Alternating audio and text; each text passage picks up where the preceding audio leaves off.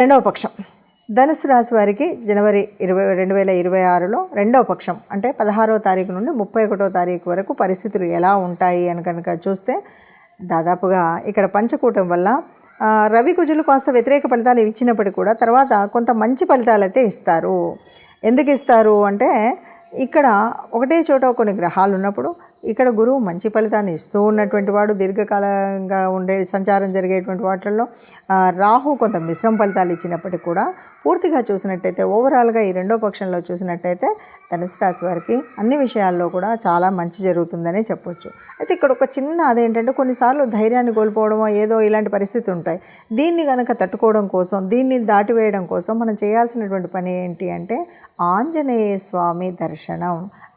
మనం ఎలాగో చూస్తాం, చాలీసా, హనుమాన్ చాలీసా చదువుకోవచ్చు, దండకం చదువుకోవచ్చు, ఆంజనేయ స్వామి దేవాలయానికి వెళ్ళొచ్చు. ఇది మీ వీలుని బట్టి మీరు